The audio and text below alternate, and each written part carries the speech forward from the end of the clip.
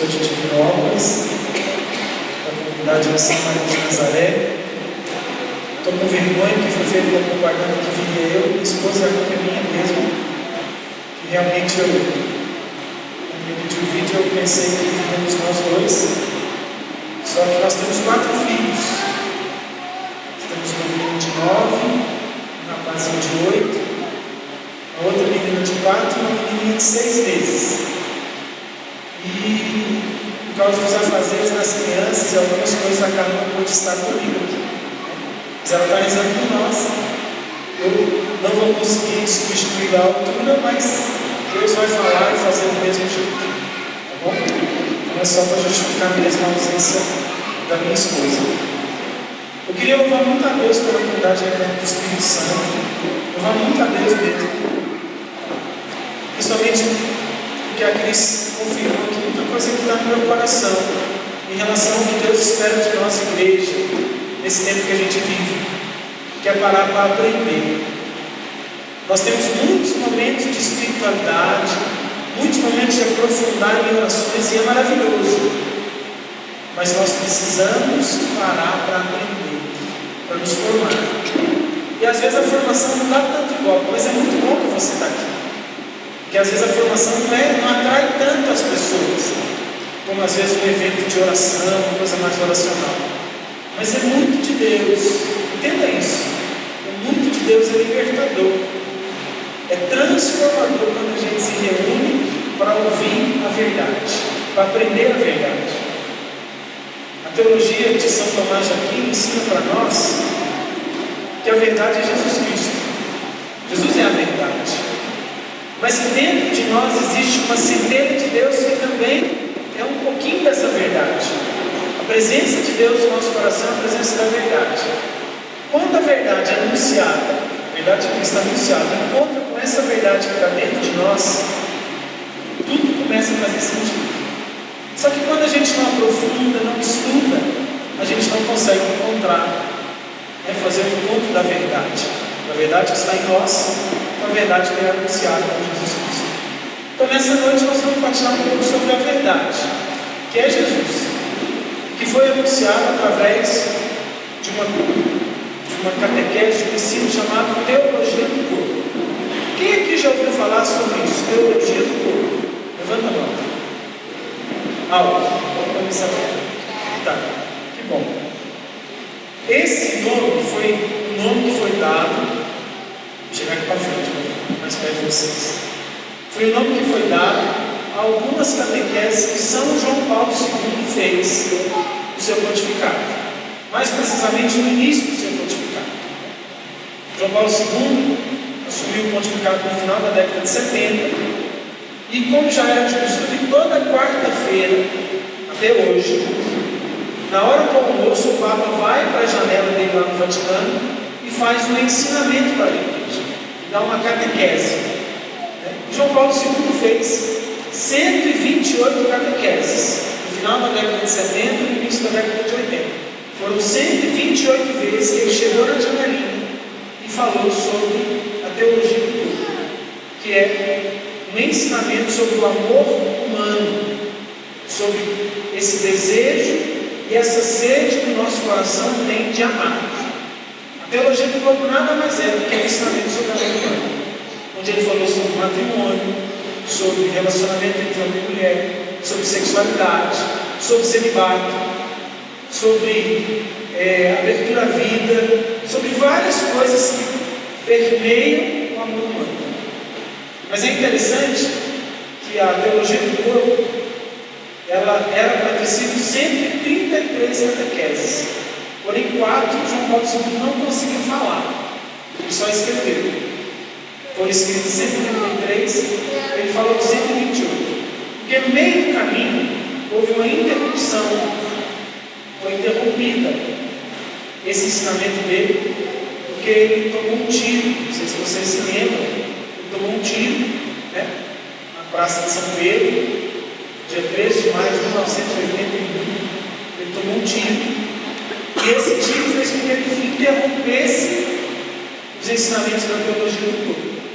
E aí, por isso, quando ele voltou falando aos outros, mas ele não terminou, não fez todas, por causa do tempo que ele teve que ficar parado, se tratando do tiro que ele tomou, né, na Praça de São Pedro.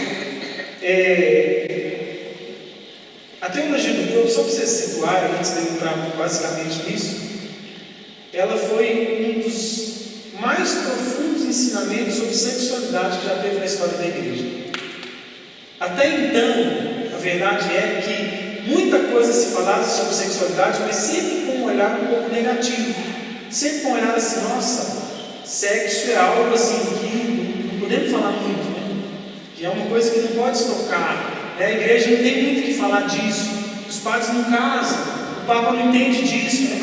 E João Paulo II traz um ensinamento onde ele vai falar profundamente sobre sexualidade, sobre ato conjugal, sobre amor humano, e por isso é uma riqueza cristã.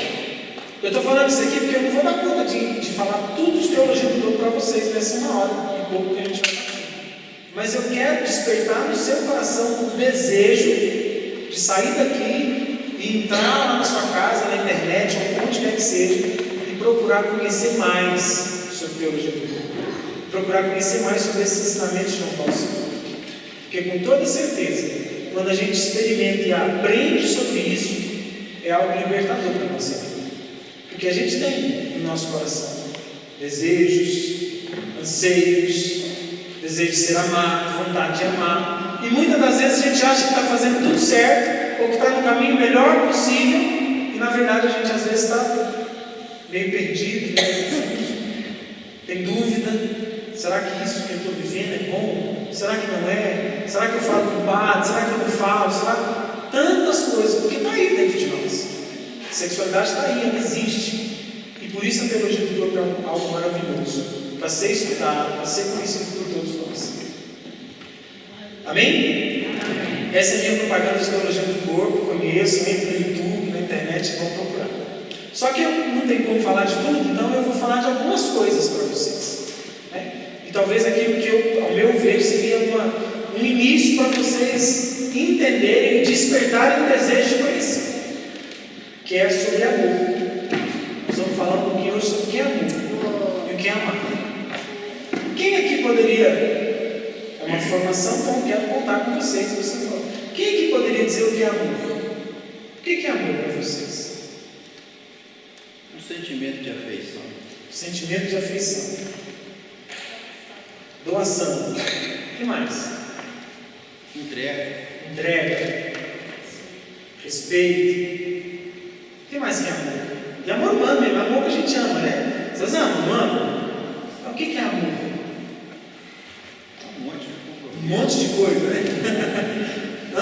Fidelidade. João Paulo II traz uma definição de amor. Primeira coisa que ele ensina é que amor não é um sentimento. Às vezes a gente acha que é um sentimento. Não é? Mas não é um sentimento. Em 1 Coríntios 13 fala: o amor jamais acabará. Olha, ele fala: o amor jamais acabará. Sentimentos acabam? Quem aqui é casado? Levanta a mão. Você tem um bom sentimento pelo seu marido e pela sua esposa, certo? Você até poderia pensar que é amor, né? Mas se amor é sentimento, eu pergunto para vocês: tem dia que você tem vontade de quê com ele quando você está com raiva? É um sentimento, não é? Sentimento de raiva, de ódio, de não olhar na cara. Você não tem esse sentimento? Não, em casa a gente tem de vez em quando. Normal. São sentimentos. Amor não é um sentimento, porque senão ele vai passar. Até porque senão teria dia que eu amava, teria dia que eu odiava, teria dia que eu queria matar. Não, amor não é um sentimento. Segundo João Paulo II, amor é a livre entrega do coração, que nasce de uma decisão, que não é um sentimento, é uma decisão. Eu entrego livremente a alguém, eu entrego livremente meu coração a alguém. Inclusive, tem uma definição naquele catecismo jovem, chamado Enquete, que diz assim: olha que legal. Quando alguém ama de verdade uma outra pessoa ou alguma coisa, tem tanta vontade de estar com essa pessoa, com essa coisa, que sai de si para se entregar a ela. Um músico pode entregar-se a uma obra-prima. Uma educadora da infância pode estar disponível de todo o coração para suas crianças. Nessa amizade está o amor. A mais bela forma neste mundo é, todavia, o amor entre um homem e uma mulher, no qual duas pessoas se entregam mutuamente para sempre. Esse amor humano é uma imagem do amor divino, o amor por excelência. O amor é o que Deus Filho tem de mais íntimo. Em Deus existe partilha constante e entrega perene. Quando o amor divino transborda, participamos no eterno amor de Deus. Quanto mais o ser humano ama, mais parecido fica com Deus. O amor deve ganhar toda a vida de uma pessoa, o que, no entanto, se realiza profundamente quando um homem e uma mulher se amam no matrimônio e se tornam uma só carne. Isso foi tirado da teologia do corpo, onde João Paulo II afirma que a forma mais profunda de viver o amor humano é no matrimônio, é entre um homem e uma mulher. Só que é interessante que hoje em dia se fala muito de amor. É a palavra mais pesquisada no mundo, é amor. E se fala muito de amor, fala, mas nem sempre se sabe o que é amar. Nem sempre se sabe o que é amar. E aí eu vou dar algumas pistas que João Paulo II ensina na teologia do corpo do amor. Até para aqueles que estão casados aprender, mesmo que já estão casados, ou melhor, até ver, não, realmente a gente se ama assim. E para aqueles que ainda não são casados, quem ainda que não é casado? Também aprender para quando for casado. E claro, nós temos um padre, o padre Douglas, que também vive uma forma de amar maravilhosa, que é o celibato. João Paulo II fala muito do celibato na teologia do corpo. Ele diz uma coisa interessante, porque ele usa aquela carta de São Paulo aos Efésios, no capítulo 5, onde fala que o matrimônio é um mistério, é o mesmo mistério, homem e uma mulher casada, é o mesmo mistério que nós viveremos com Cristo na eternidade, que é um casamento. Porque um dia nós vamos nos casar com Cristo na eternidade. A igreja, não sei se vocês já ouviram falar, a igreja é a esposa. Nós somos a esposa. Cristo é o noivo. Tem até aquela parábola das virgens que esperam um noivo. Então, na eternidade, nós nos casaremos com Cristo. E olha que bonito que João Paulo II fala. Ele fala que o celibato, como o padre vive, religiosos, todos vivem, é uma antecipação desse casamento. É como se eles vivessem nesse mundo antecipando o que um dia nós vamos viver na eternidade. E o matrimônio, como eu vivo com a minha esposa, você que é casado vive com o seu esposo, é um sinal. É mais ou menos assim: quem é casado é um sinal de como vai ser a eternidade. Quem não é casado vive o celibato, antecipa o que vamos viver na eternidade. Olha que maravilhoso. Os dois estados de vida falam do amor entre Cristo e a igreja. Mas vamos lá, falar de amor então. João Paulo II fala que o amor tem 4 camadas, como se tivesse um bolo. Pensa num bolo bem gostoso, um bolo de chocolate, um bolo que você gosta, que tenha 4 camadas. Tem a cobertura, depois tem uma massa, depois tem um recheio, embaixo tem outra massa, diferente daquela. São 4 camadas. Ele fala que para a gente viver o amor, a gente tem que passar pelas 4 camadas. Nós temos que atravessar as 4 camadas. A primeira camada do amor, ele chama de atração. Atração. Tem gente no mundo de hoje que já, pela atração, já se envolve com alguém. Me sentia atraído por aquela pessoa. A juventude de hoje sai para uma festa, olha para o outro, acha bonito e sabe-se lá o que faz. Só na atração. Se envolve de uma forma que talvez seria só com um envolvimento com alguém com um compromisso, mas na atração já se envolve. Mas a primeira camada é a atração. E é até importante falar disso, porque tem gente que fala assim: não, a gente ama é por dentro, a gente ama alguém assim. Não, a primeira coisa para eu amar alguém, eu tenho que me sentir atraído por aquela pessoa. Você que é casado um dia se sentiu atraído pela sua esposa, pelo seu esposo, se sentiu. Um dia me atraiu. Um dia eu cheguei num lugar, eu me lembro da cara, eu chegava num grupo de jovens, num grupo de oração, eu olhava para ela e ela me chamava a atenção. Claro que nem sempre é a beleza física, porque temos homens tão feios com as moças bonitas que a gente não sabe como é que foi atraído. Não é verdade? Você conhece a gente assim também. Não é só a beleza física que atrai, às vezes a conversa atrai, o jeito da pessoa atrai, mas tem uma atração. Ninguém nasce assim, saí com vontade de arrumar uma esposa, vou arrumar alguém qualquer aí. Não. Vou arrumar uma namorada qualquer uma. Tem uma atração. E é a primeira camada do amor é a atração. E tem que haver, gente, tem que haver atração. Claro que nós vamos ter que chegar no momento que nós vamos superar a atração, talvez física, mas a pessoa tem que ser alguém que me encanta, que me atrai. E isso tem que ser cultivado, isso tem que ser vivido, senão não dá. Né? Ninguém, a não ser que tenha outros interesses, ninguém se envolve com outra pessoa, ou é capaz de chegar ao amor a alguém que não a atraiu de alguma forma, em algum momento. Então a primeira camada é a atração. A segunda camada é o sentimento. A pessoa me atraiu e eu comecei a ter sentimentos por ela, de gostar, de querer estar junto, de querer estar perto. É a segunda camada, o sentimento, que ainda não é amor, ainda é só atração e sentimento. Que digo para os mais jovens, cuidado, porque tem hora que com atração e sentimento a gente já jura amor para a vida inteira, ou até se deixa levar por um relacionamento achando que está amando loucamente, só que nós estamos só na atração e no sentimento, que ainda não é amor. O amor é só quando chega na quarta camada. Estamos na segunda, o sentimento. O sentimento é aquela vontade de estar perto, aquela vontade de estar com aquela pessoa, de ouvir ela, sentir saudade, sentir paixão, tudo isso é sentimento. Mas aí, a terceira camada, onde já começa a ter sinais de amor, segundo João Paulo II, que é a camada do valor. Atração, a segunda é o sentimento, e a terceira é o valor. O que é o valor?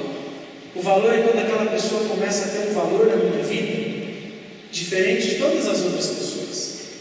Por exemplo, quando a Carla começou a ser uma pessoa na minha vida que era insubstituível, que era única, ou seja, ela era a mulher que eu tinha escolhido para estar comigo, namorando, me casando, onde eu abri mão de todas as outras pessoas.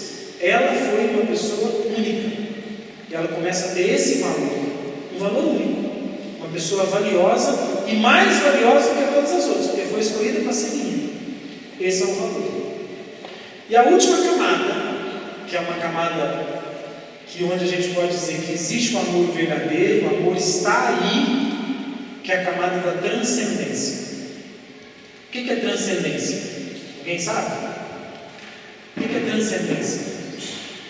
Sabe não? Já ouviram essa palavra alguma vez?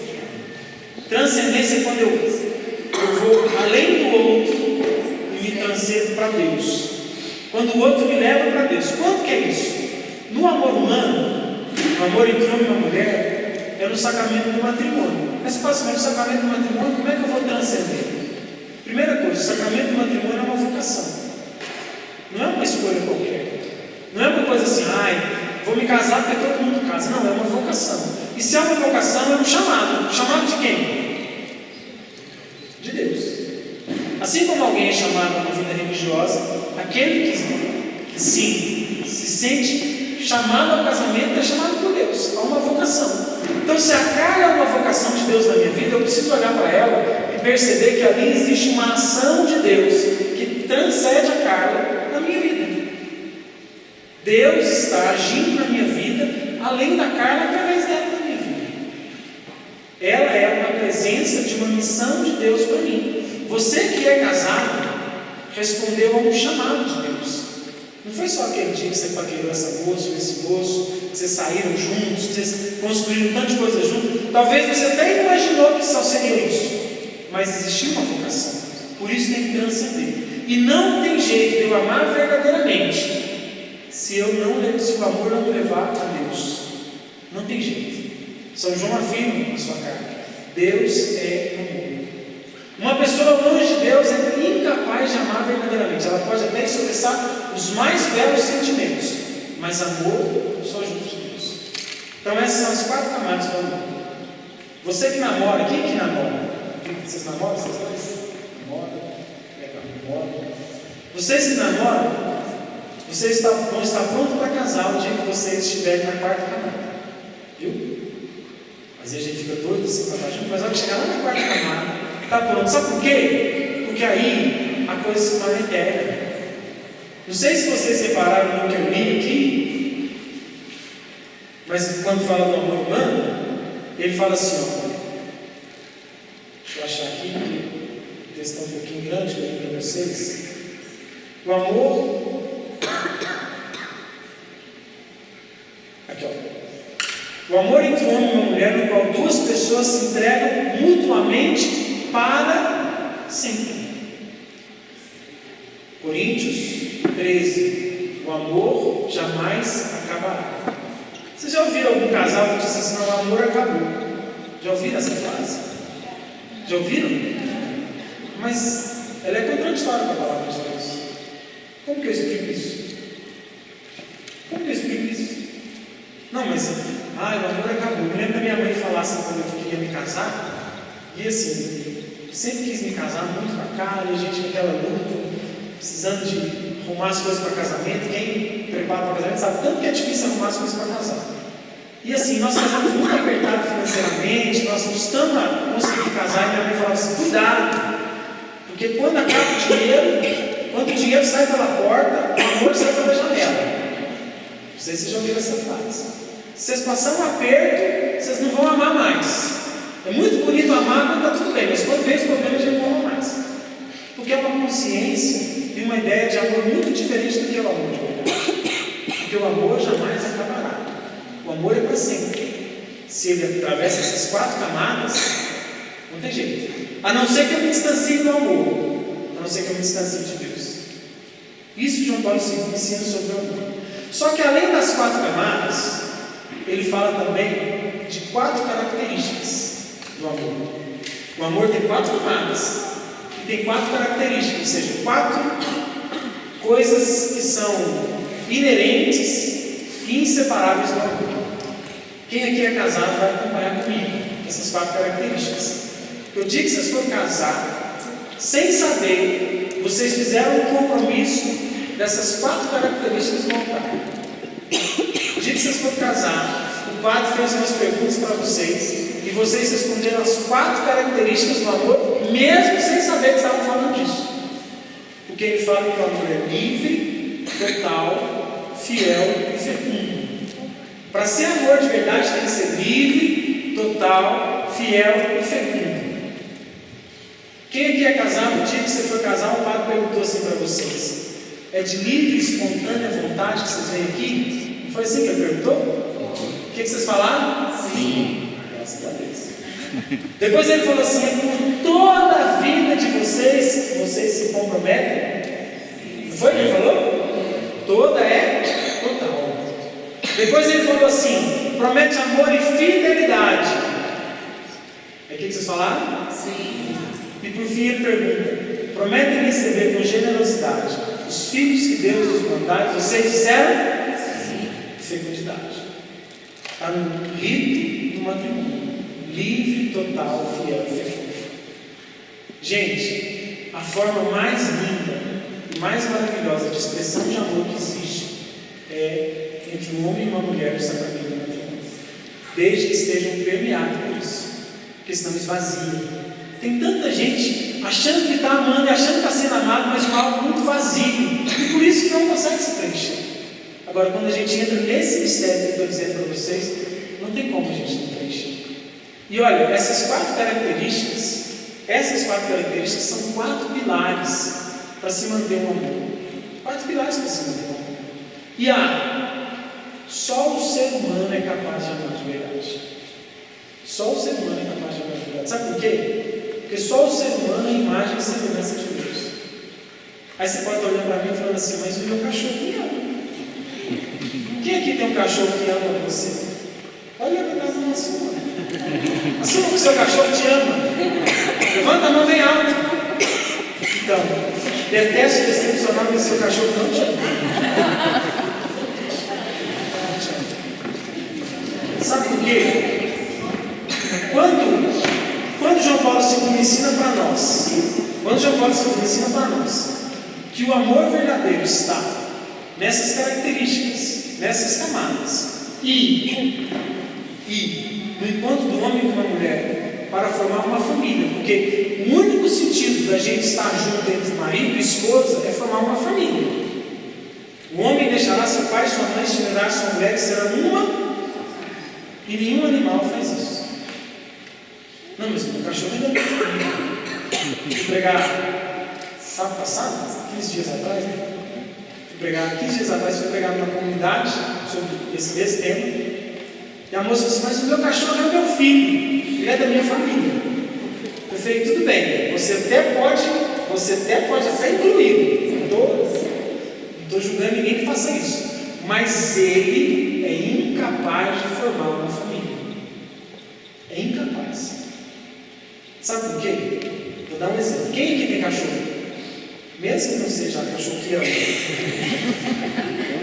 Você tem um cachorro, uma cadela, fêmea, uma cadela.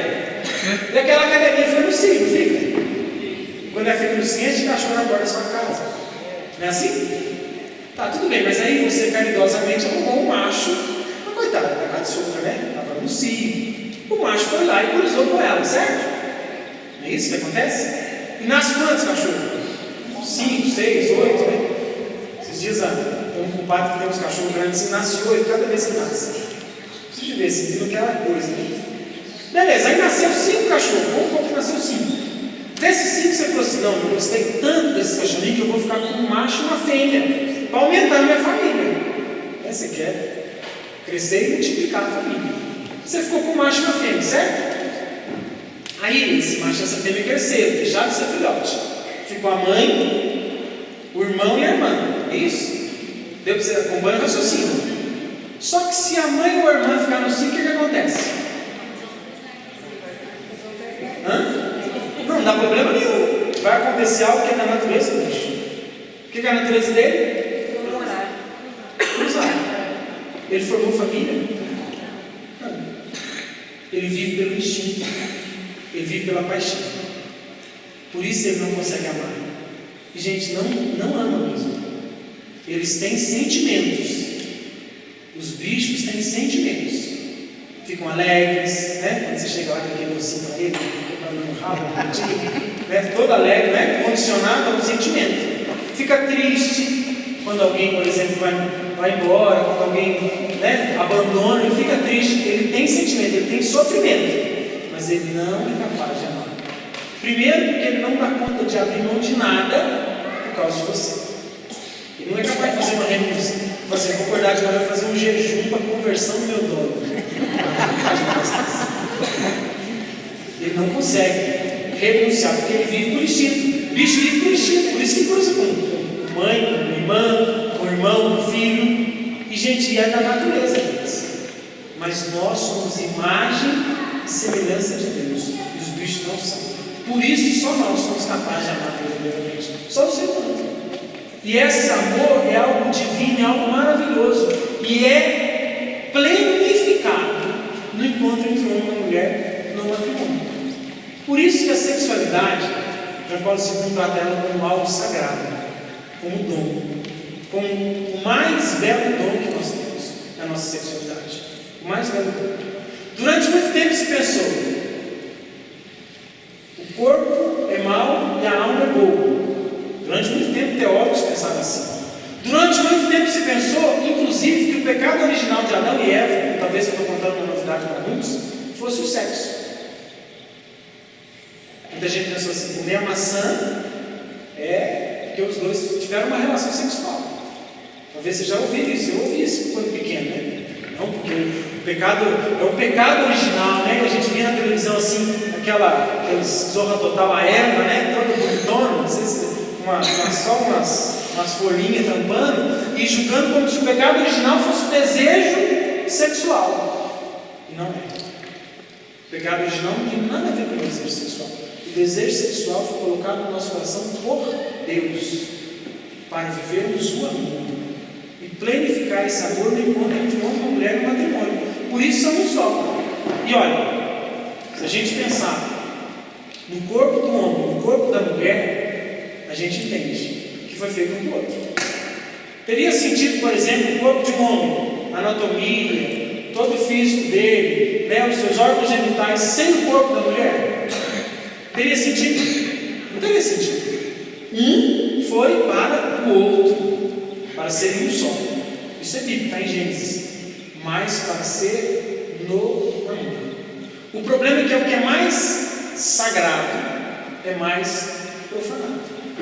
Tudo que é muito sagrado é profanado. E a sexualidade, ela passou por uma profanação.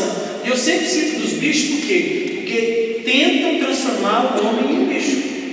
Simples assim. Foi profanado. Vou dar um exemplo de profanação da nossa sexualidade. Levante sua mão direita. Olha para ela. Quantos apelidos as pessoas colocam na sua mão? Assim, pegadora, pega tudo. Tem algum apelido na sua mão? Não? Pode baixar. Agora olha para o seu pé. Às vezes não é muito bonito, mas. No pé ainda põe lancha, né? Quando o pé é bem grande, né? Mas põe muitos apelidos. Agora, quantos apelidos colocam no órgão genital? Quantos apelidos? Mas é uma outra parte do meu corpo. Como a minha mão, como a minha língua, como o meu nariz, né? Orelha. Meu órgão genital. Que tem nome de pênis para os homens e vagina para as mulheres. E que às vezes criam tanto de apelido e apelido para profanar. E aprendemos desde pequenininho, que a gente ensina até os filhos da gente falar os nomes errados. Meu filho um dia teve um problema na escola. Porque ele falou que chamava pênis. E o amigo dele falou: não é tênis. Ele falou: não é pênis, não é. E arrumou os outros nomes lá, que a gente às vezes encontra com os nossos filhos, com medo de falar o nome, né? Meu filho chegou em casa indignado, falou: pai, não chama pênis. Ele chama, meu filho, não chama. Meu amigo falou que chama isso, que chama aquilo, o outro falou que chama aquilo. Arrumaram uns 10 nomes de negócio, mas pênis não era. O único que ninguém sabia na sala era pênis. Sabia todos os nomes, Pinilinho, Pinto, todos os nomes, mas pênis ninguém sabia. Tem a Luísa. Hã? A Luísa só sabe vagina. A Luísa sabe que é vagina. 4 anos, me chama vagina. Né? Aí eu falei para ele, aí a Carla falou assim: vai amanhã na escola, você vai perguntar à sua professora como me chama. E vai pedir ela para explicar para a sala inteira como me chama.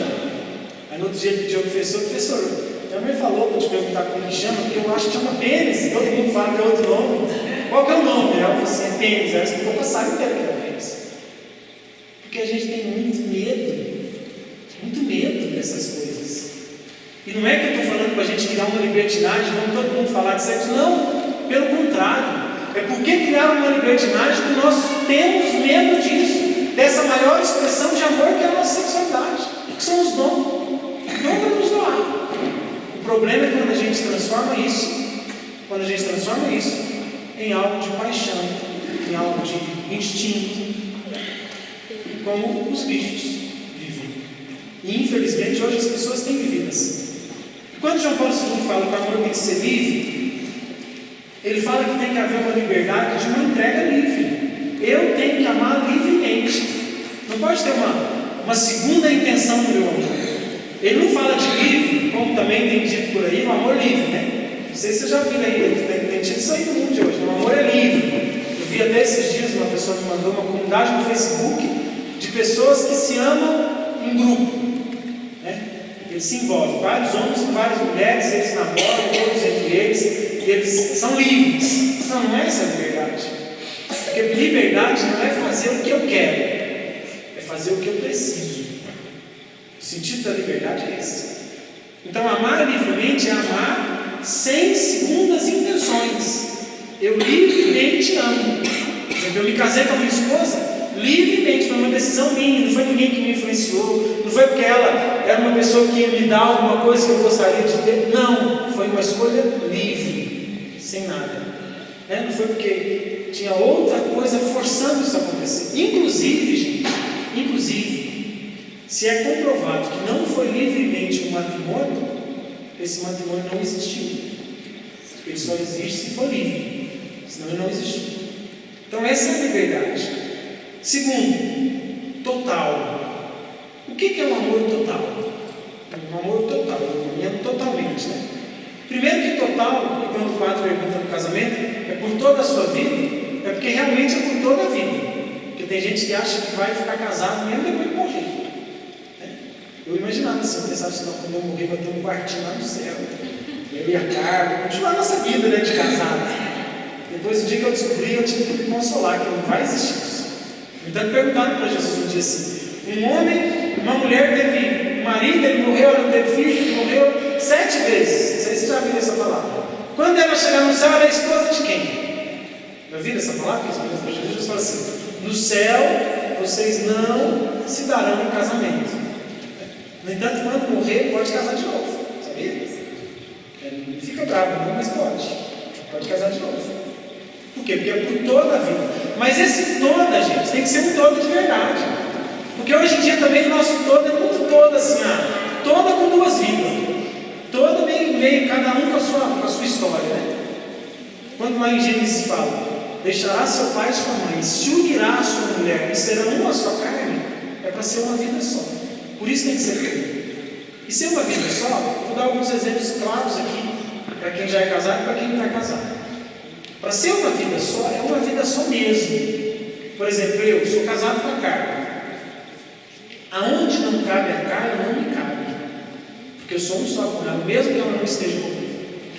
Um exemplo: eu estou num grupo de amigos, meus amigos, com as nossas conversas, mas aquela conversa, jamais a Carla poderia participar dela. Eu devo estar ali? Não. Porque eu sou um com ela. Eu sou todo dela. E onde ela não deve estar, onde ela não deve ouvir, onde ela não deve participar, eu também não posso estar. Isso é eu ser todo dela. Se não fosse eu, não sou todo dela. Isso é ser totalmente todo. Ser um só. Ser um só. Isso é a totalidade do amor. Mas se eu não estou pronto para ser um só, se eu não estou pronto para assumir o outro como meu, como todo meu, eu não estou pronto então para o matrimônio. Eu não estou pronto para o matrimônio. Terceiro. Qual que é o terceiro, vocês lembram? Livre, total, fiel. Gente, fidelidade é algo imprescindível no amor, né? É ou não é? Mas o que é o nosso grau de fidelidade? Como que a gente mede a nossa fidelidade? Só no encontro com uma outra pessoa, por exemplo, a Carla beijar um outro homem e ela está me traindo? É assim? Somente? O que é? O que é a fidelidade? Pensamento. Primeiro, porque a infidelidade não nasce de manhã cedo e acontece de tarde. Ninguém nasce de manhã, acorda de manhã e fala: ai, que vontade de trair minha esposa hoje, vou sair para a rua procurar alguém. Ninguém trai assim. A gente trai primeiro num olhar, num pensamento, numa conversa, e aquilo vai crescendo na gente. É ou não é? E aquilo já é infidelidade. Quando eu alimento, não que eu não tenha atração, porque eu também falo assim: eu não posso ter atração. Não que eu não tenha atração, eu posso até às vezes me sentir atraído, ou me sentir, por exemplo, passou uma pessoa muito bonita, eu vi aquela pessoa, mas se eu alimento aquilo dentro de mim, já é uma infidelidade. E às vezes os amores acabam, porque a gente alimenta tanta ilusão dentro do nosso coração, que faz um mal marcado. Ou melhor, porque não existe. Não acaba, não existe.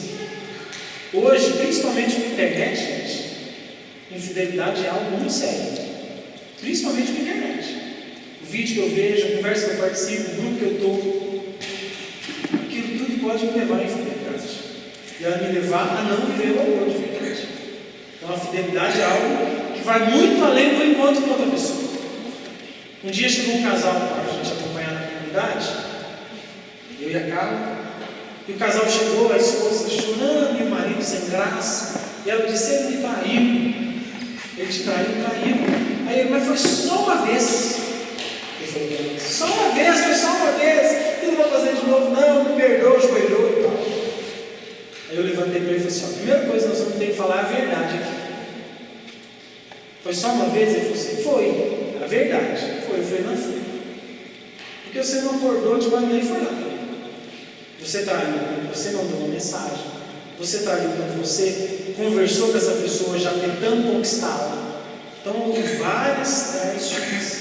E olha, principalmente para nós homens, que somos muito atraídos pela imagem, pelas coisas que a gente participa e pelo ambiente que a gente convive. Se eu não corto o mal pequenininho, ele cresce tanto que eu não dou conta de matar ele.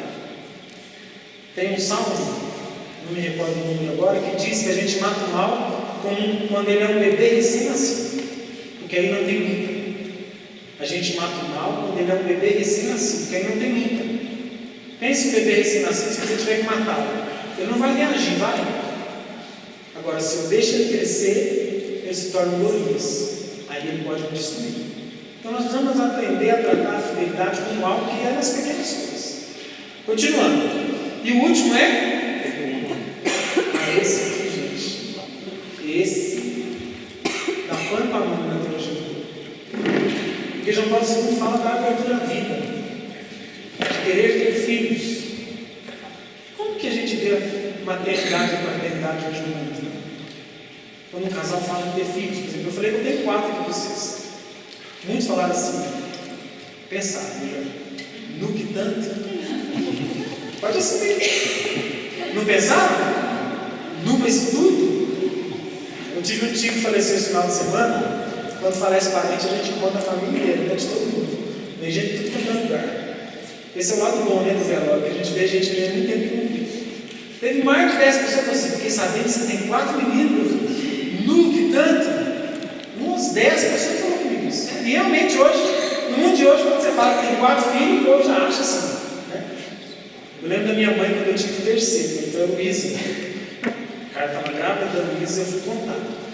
A cara já falou, não vou contar para sua mãe que ela vai pirar na gente. E eu fui contar. Eu cheguei manhã, a gente está grávida e tal.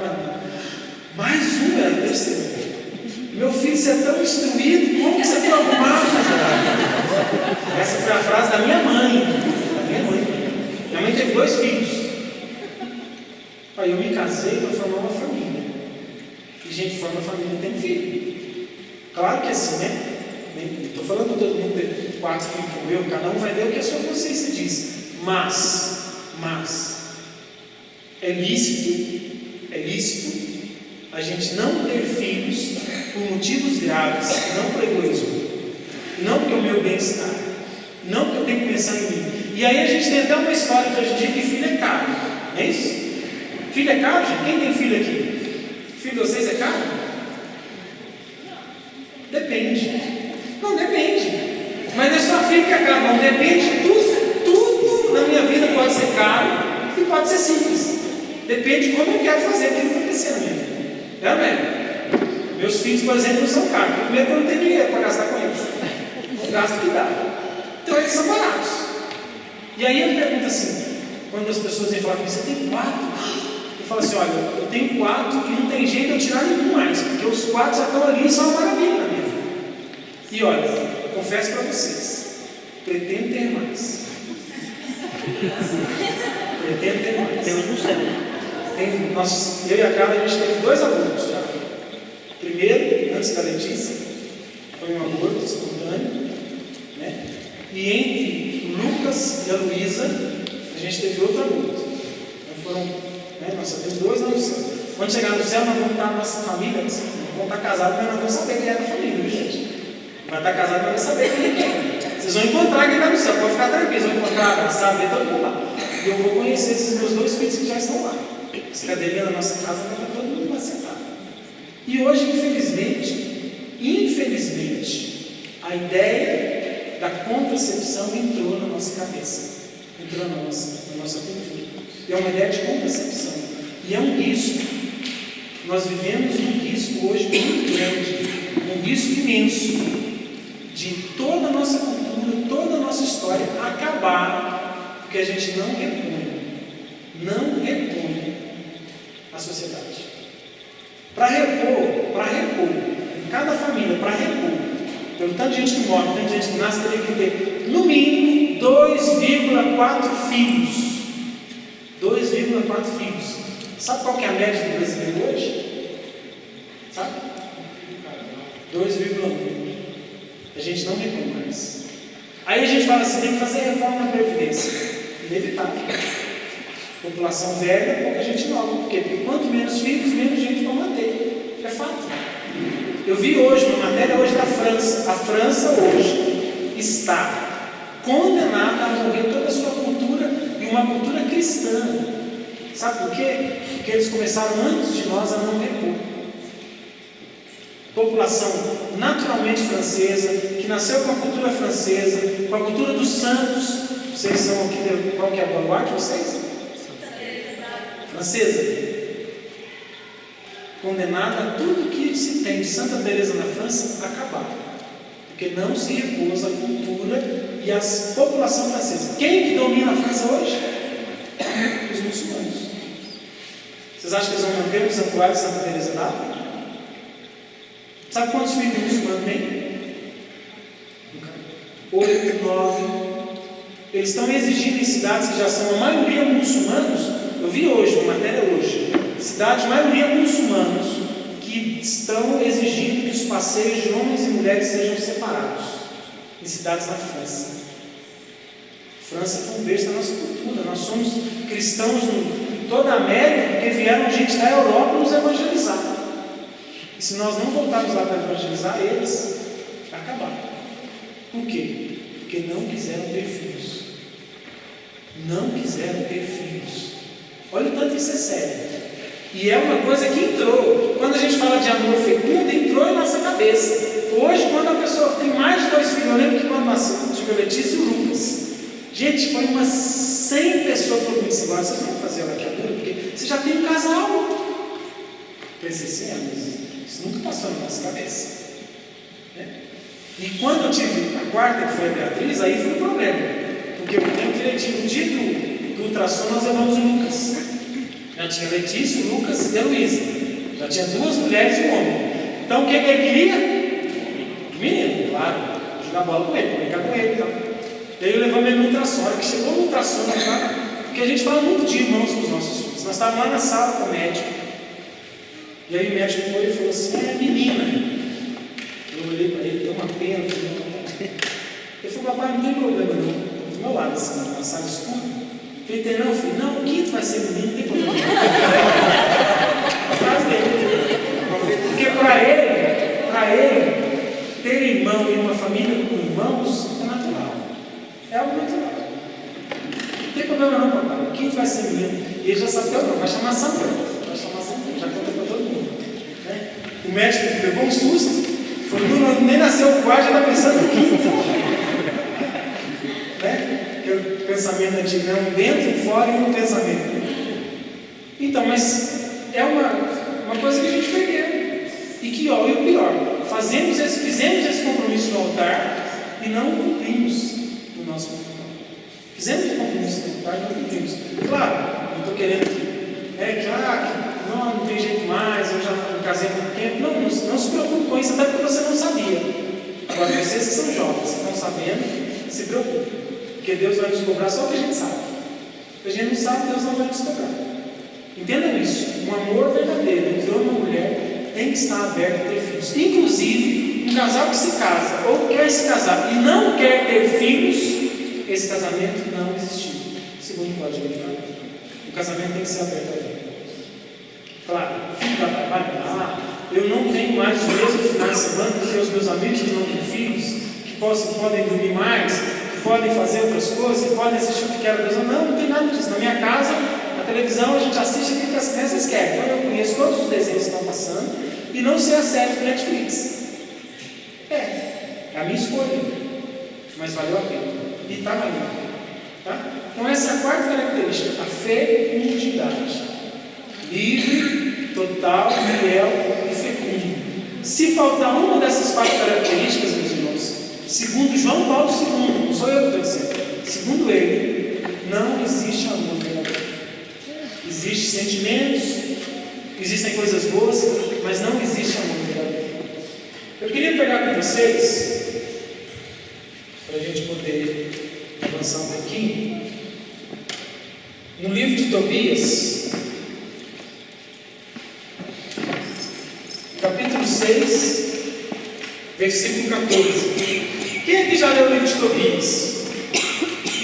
Já leu o livro de Tobias? Quem aqui quer namorar? Não namora, solteiro, está doido para arrumar alguém? Vamos assumir aqui a nossa vida. Pode falar, gente. Tem ninguém assim, não? Graças a Deus, vamos estar muito. Quem vai nos encontros sempre tem aquele que está assim, doido para arrumar um príncipe ou a princesa. Tem ninguém assim, não? De verdade? Ninguém na pista? Ninguém na pista? Atrás. Uma já subiu lá, está na pista. Tem mais alguém? Quem está na pista lê o livro de Tobias, porque ele ajuda muito. livro muito bom para poder encontrar a pessoa amada. Mas, para quem conhece, não tem problema em contar, mas para quem não conhece, só para vocês contextualizarem o livro de Tobias. Tobias era um jovem que foi enviado pelo seu pai para outra cidade para receber um dinheiro e para poder se casar com uma menina chamada Sara. Naquele tempo lá os casamentos eram bem arranjados e a pessoa que ele tinha que arranjar para ele era Sara. Só que Sara era uma pessoa diferente. Sara já tinha se casado 7 vezes. Ele seria o 8º marido dela. E toda vez que Sara se casava, ela se casava, e antes dele consumarem o matrimônio, vinha um demônio e matava os maridos de Sara. E Tobias ficou com medo. E era o fato que ele poderia morrer. E 7 já tinham morrido. Eu não casaria com essa menina de jeito nenhum. Fazia lá alguma coisa. No entanto, é tão interessante a história, porque quando eles se casam, os pais de Sara acabam o casamento, na festa, casam lá, beleza. Aí eles vão lá para o quarto. Sabe o que os pais de Sara fazem? Cavam a cova de vão cavar a cova dele, porque se ele morrer de noite, ele já enterra. É mesmo, eles cavam a cova dele. Só que Tobias, antes de casar, ele conversa com um anjo, chama Rafael, que era um anjo que estava, dentro da história, um anjo que estava ajudando Tobias a fazer essa missão, de receber o dinheiro e se casar. Aí Tobias fala com o anjo assim: ouvi dizer que ela já teve 7 maridos e que todos morreram. Versículo 14 do capítulo 6. Disse mesmo que foi o demônio que os matou. Por isso eu temo que o mesmo venha me acontecer a mim, que sou filho único, e desse modo faça descer lamentavelmente a velhice de meus pais à habitação dos mortos. O anjo não respondeu a Tobias: ouve-me e eu te mostrarei sobre quem o demônio tem poder. São os que se casam, banindo Deus de seu coração e de seu pensamento, e se entregam à sua paixão como cavalo e burro, que não tem entendimento. Sobre estes, o demônio tem poder. Palavra do Senhor. Graças a Deus. Tobias tinha muito medo de ser morto por aquele demônio. O nome do demônio, se a gente ler um pouco antes, início do capítulo 6, final do capítulo 5, era Asmodeu. O nome do demônio era Asmodeu.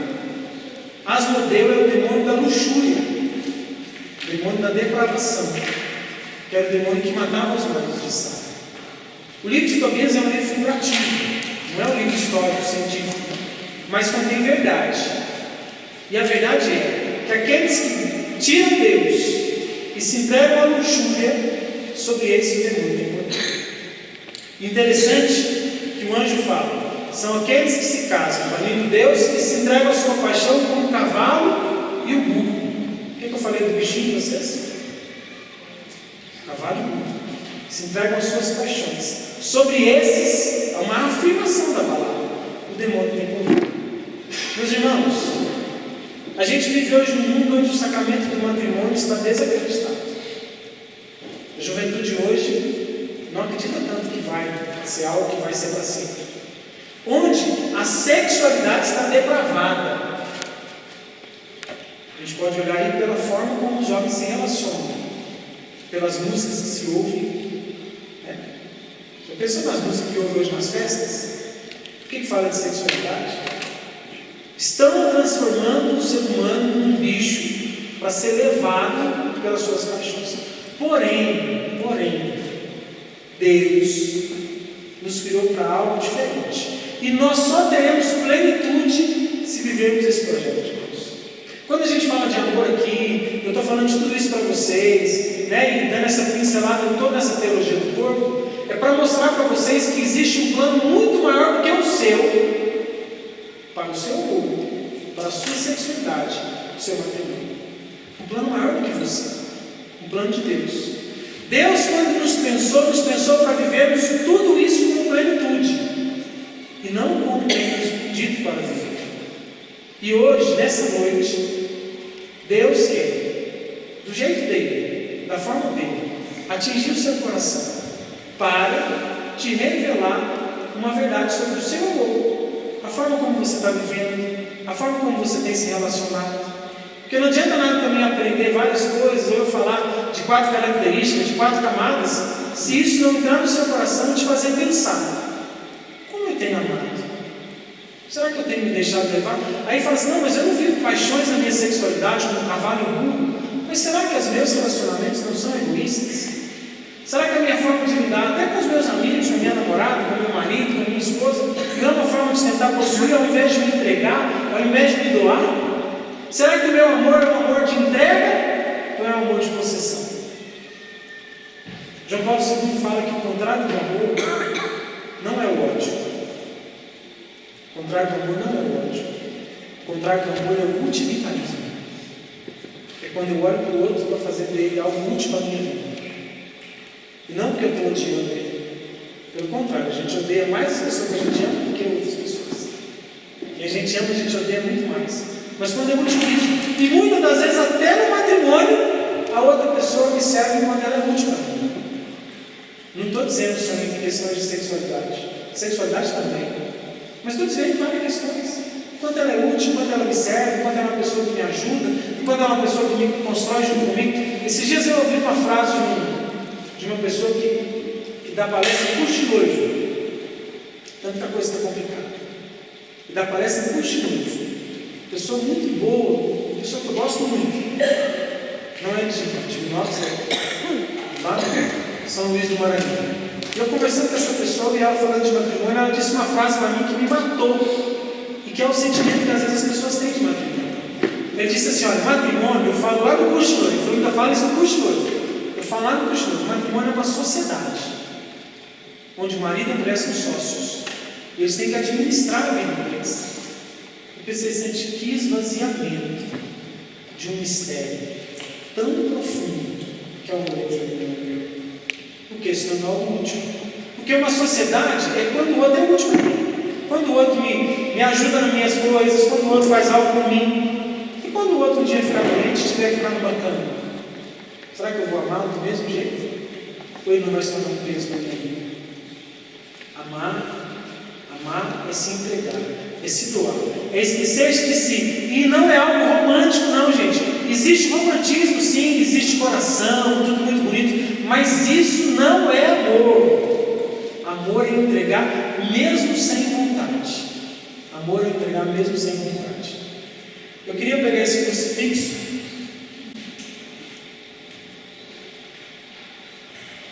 Mas vou deixar cair aqui. Muito bonito, né? Sabe de onde João Paulo II tirou as 4 características do amor? Sabe de onde ele diz que o amor é livre, entregue no coração?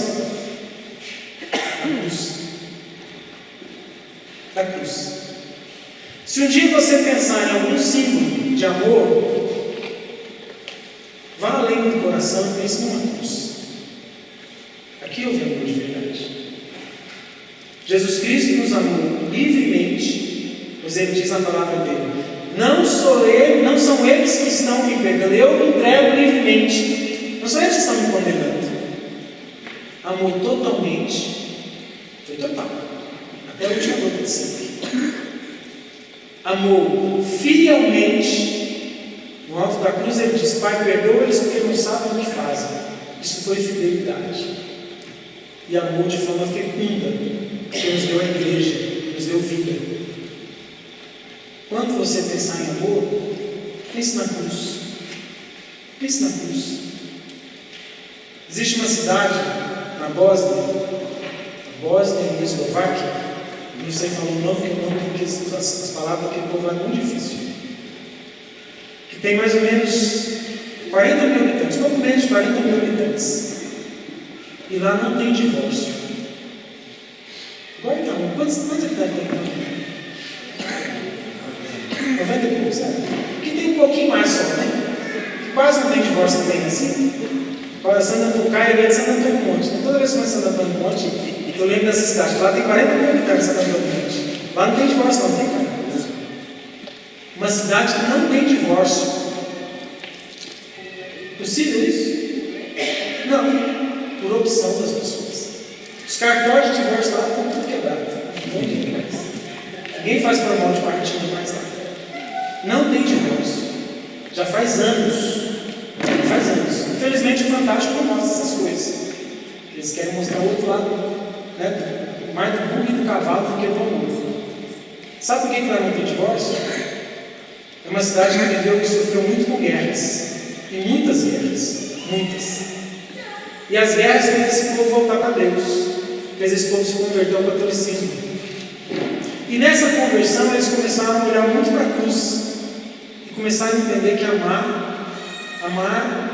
é se entregar como Jesus Cristo. Que amar é isso. Aí a gente olha para a cruz e fala assim, mas então é um sofrimento. Por isso que eu sei que o meu casamento é um sofrimento, que eu não aguento ficar casado, eu sabia disso desde o início. Cruz não é sinônimo de sofrimento. É sinônimo de sacrifício. Aqui existe o sacrifício de Cristo.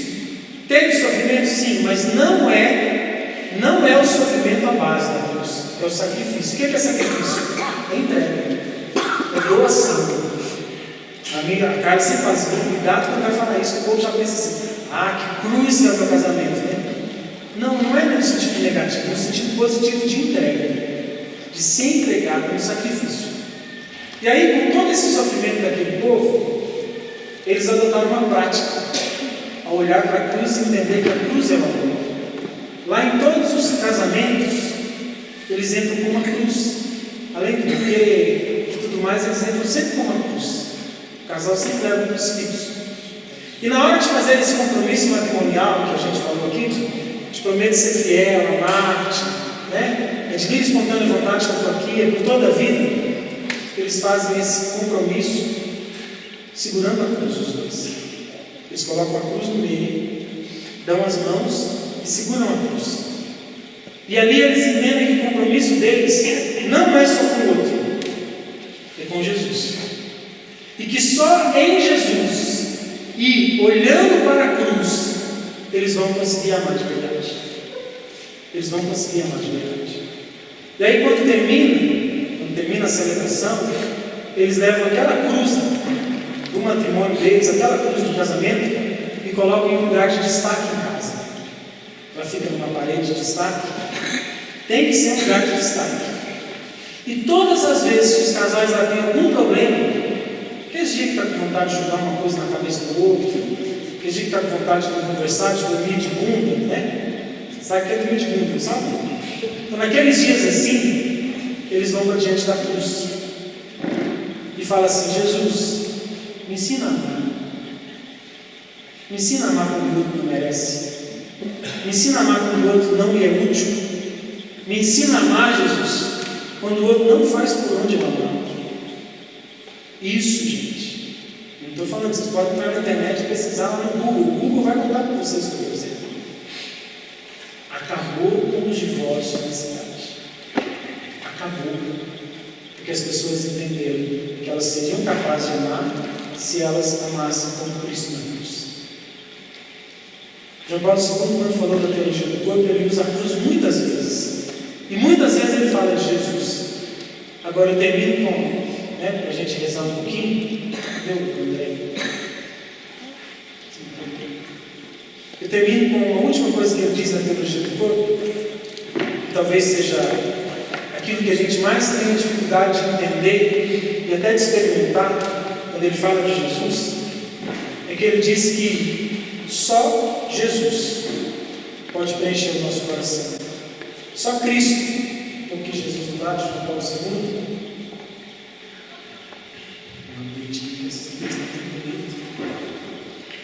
só Jesus pode preencher o nosso coração. Eu estou falando de amor entre homem e mulher, de todo esse amor todo, mas se eu não entender que só Cristo, que só o Senhor pode me preencher, eu estou fadado à frustração do matrimônio. Fadado à frustração. Tem tanta gente que vive um casamento ótimo, uma pessoa que ama, uma pessoa boa, tudo, fala assim, não, mas ainda falta algo. Esse algo chama-se Jesus. O dia que eu entender plenamente, que é uma busca de entender isso, entender plenamente que a carne nunca vai me satisfazer, que a carne nunca vai ser capaz de preencher o meu coração, eu vou ser feliz no meu matrimônio. O dia que eu entender que não é a carne que me ama como eu gostaria de ser amado. Por isso, em relação a ela, sabe o que eu tenho que fazer? Amar. E em relação a Jesus, ser amado. Se eu quiser que ela me ame para me preencher, nós vamos ser felizes. Agora, se eu entender que é Cristo que preenche o meu coração, aí eu vou conseguir ser feliz. Esse povo lá da Bósnia que olhou para a cruz, eles não só olharam para fazer esse compromisso, para buscar em Cristo a ajuda para vencer as dificuldades, mas eles entenderam que o único sentido da vida deles é Jesus Cristo. Eu não conheço nada de ninguém que está aqui, não conheço a vida de vocês, a história, os amores, as carências. Eu estou falando de um tanto de coisa aqui, tem gente que está assim, nossa, mas dentro de mim eu tenho tanta vontade de ser amado, tenho tanta vontade de ter alguém, tenho tanta vontade que meu matrimônio mude, que meu marido seja diferente, que meu namoro seja diferente. Olha, a única coisa que você precisa entender para que os seus amores sejam diferentes, para que o seu relacionamento seja diferente, é que Cristo precisa te amar primeiro. Aí tudo vai ser diferente. Quem não é amado não consegue amar. E a gente não casa para ser amado, a gente casa para amar. Mas então quando nós vamos ser amados? Quando eu deixo Cristo me amar. Quando eu deixo Cristo me amar. Me dá sentido na minha vida. Tem tanta gente frustrada aí, porque não tem sentido de viver. E coloca para o outro tantas coisas, aí tem ciúme, aí tem insegurança, aí tem cobrança, e o outro tem que fazer aquilo muito mais do que ele dá conta. Porque ele é incapaz de preencher o coração. Seu coração, meu irmão, minha irmã, tem um buraco, um vazio, do tamanho de Deus. Do tamanho de Deus. Nem um homem, nem uma mulher é capaz de preencher esse vazio. Só Deus. Só Deus. Esse matrimônio que você já vive, ou que você vai viver, só será pleno se você deixar Deus preencher você e o seu coração. E assim você será sinal, assim você será uma antecipação, assim você será tudo de amor que Deus tem para dar. Só se você deixar Deus preencher o seu coração. Não te conheço, mas Deus te conhece. Ele te conhece. Talvez Ele quer até chamar a sua atenção. Talvez Ele até quer chamar você para Ele, porque Ele te conhece. Sabe das lutas, dos defeitos, dos problemas. E sabe do desejo do seu coração dele ser amado. Não busque ninguém, pessoa nenhuma, nem do seu marido e da sua esposa, o amor. Busque em Deus, que aí você vai conseguir amar. Busque em Deus. E eu não estou falando de algo teórico. Mas você está falando isso é muito bonito, mas como que eu vou deixar Deus me amar? Abrindo o coração, e pedindo, e rezando, e se entregando a Ele, e olhando para Ele. Como aquele povo da Bósnia de Cristo. João Paulo II nos deu uma libertação da nossa sexualidade. Não para a gente viver libertinagens, nem paixões, não, ele fala de castidade, ele fala de tudo isso, mas uma libertação para a gente entender que é um dom para ser doado, não para nos preencher, não para nos trazer prazer, não para eu me satisfazer, não. Até porque não satisfaz. Ninguém se satisfaz se for buscar se satisfazer na sua sexualidade. A gente pode olhar para o mundo aí, ó. Nunca se fez tanto sexo e nunca se deu tão errado os relacionamentos. Nunca se fez tanto sexo. Depois da revolução sexual, o sexo se tornou algo assim, presente na vida de tanta gente. Esses dias eu encontrei com um amigo que tem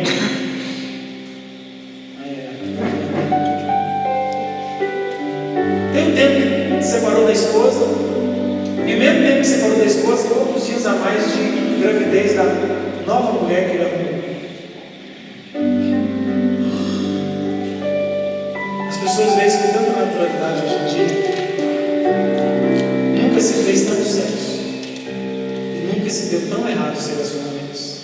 Nunca os casamentos duraram tão pouco existe sexo. Ninguém por falta. Mas porque não existe amor. O mundo precisa de amor. E amor verdadeiro. Amor que nasce